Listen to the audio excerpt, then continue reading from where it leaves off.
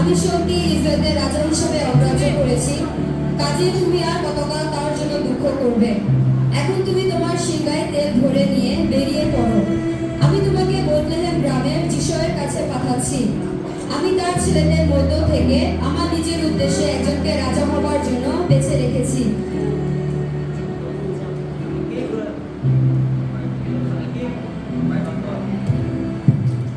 আমি কি করে যাব? সকলে কথা শুনে তো আমাকে মেরে ফেলবে।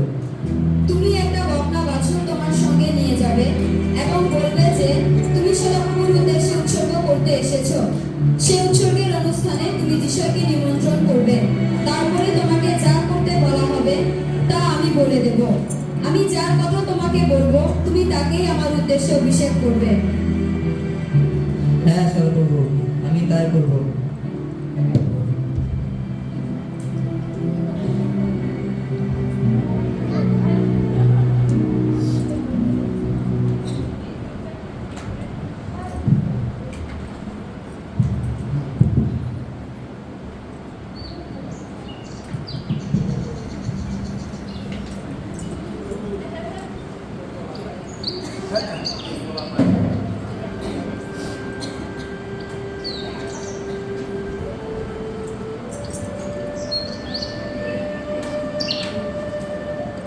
শমূয়েল যখন বেথলেহেমে উপস্থিত হলেন, তখন গ্রামের বৃদ্ধ নেতারা ভয়ে কাঁপতে কাঁপতে জিজ্ঞাসা করলেন, আপনি কি শান্তির মনোভাব নিয়ে এসেছেন? হ্যাঁ, আমি শান্তির মনোভাব নিয়ে এসেছি। সর্বর উদ্দেশ্যে আমি পশু উৎসর্গ অনুষ্ঠান করতে এসেছি। তোমরা নিজেদের সূচি করে আমার সঙ্গে এই অনুষ্ঠানে যোগ দাও।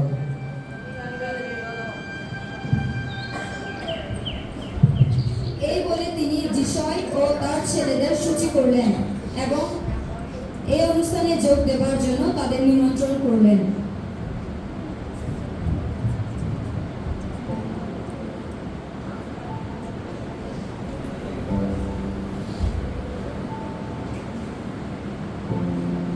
তারা আসলে পর শমূয়েল ইলিয়াবকে দেখে মনে মনে ভাবলেন, নিশ্চয় সদাপ্রভুর অভিষিক্ত লোকটি তার সামনে এসে দাঁড়িয়েছে।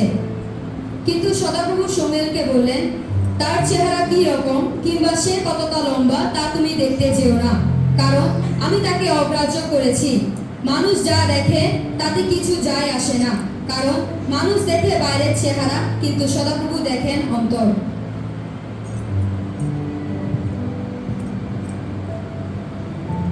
সদাপ্রভু একে বেছে নেননি।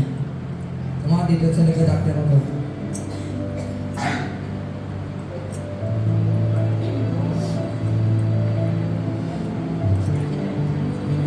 সদাপ্রভু একেও বেছে নেননি। আমার তৃতীয় ছেলেকে ডাকো।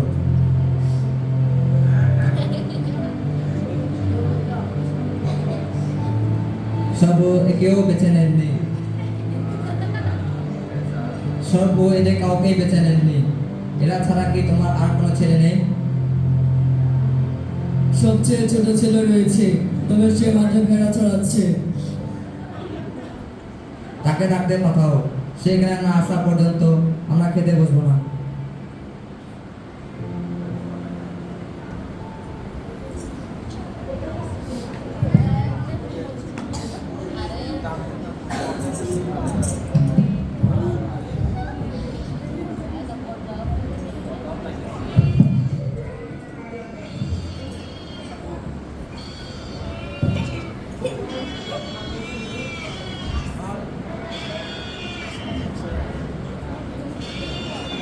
দাউদ,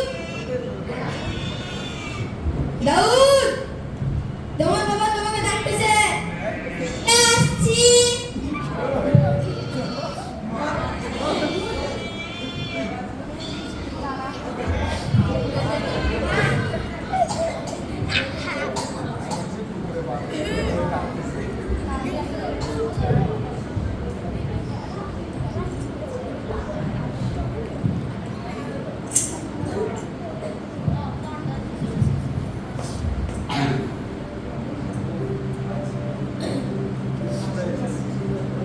দাউদ আসলে পর সদাপ্রভু শমূয়েলকে বললেন, এই সেই লোক, তুমি তাকে অভিষেক করো।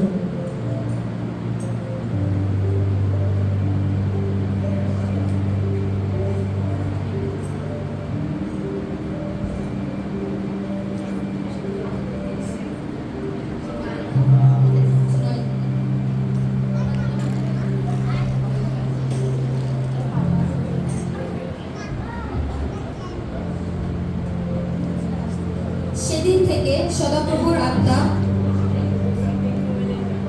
দাউদের উপর আসলেন। এরপর শমূয়েল রামায় ফিরে গেলেন।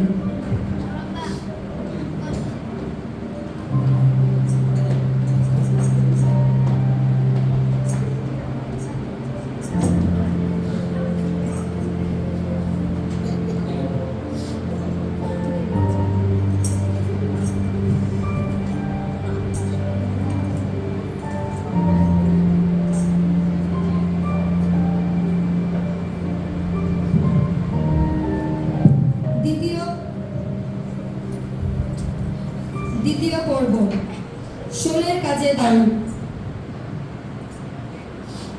তখন সদাপ্রভুর আত্মা শোলকে ছেড়ে চলে গেলেন, আর সদাপ্রভুর কাছ থেকে এক মন্দ আত্মা এসে তাকে ভীষণ ভয় দেখাতে লাগলো।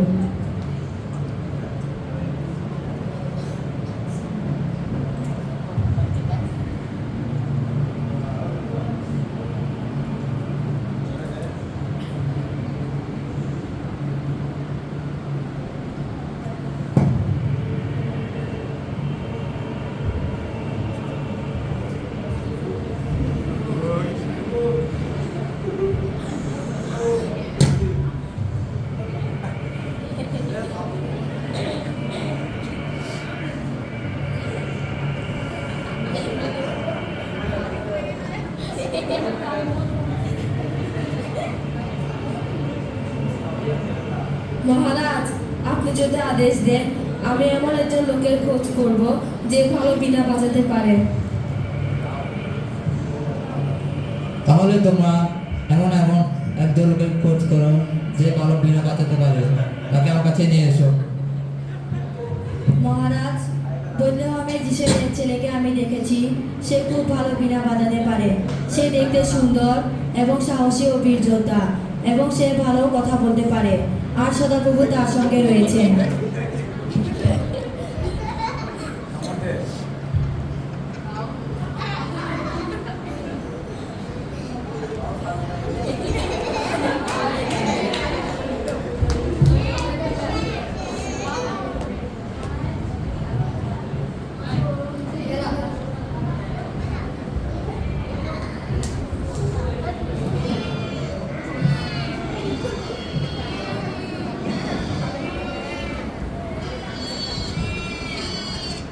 হুজুর, মহারাজ আপনার সবচেয়ে ছোট ছেলে দাউদকে খুঁজছেন।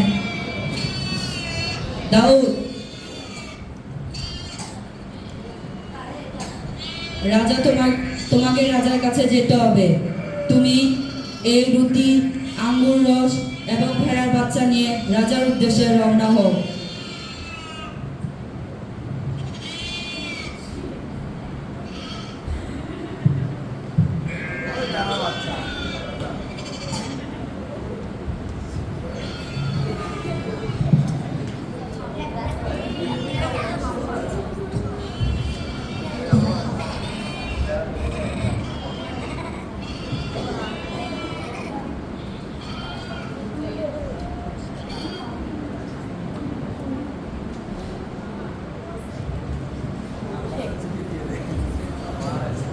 মহারাজ, আপনার সেই বীণাবাদককে এনেছি।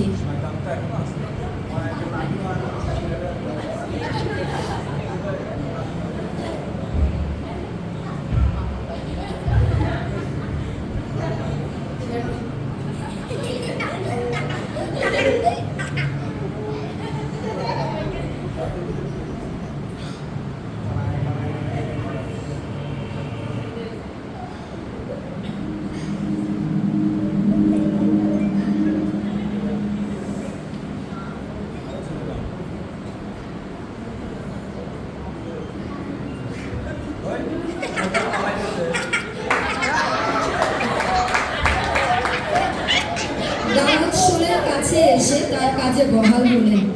শোল তাকে খুব ভালোবাসতে লাগলেন। ঈশ্বরের কাছ থেকে যখন সেই মন্দ আত্মা শোলের উপর আসতো, তখন দাউদ তার বীণা বাজাতেন।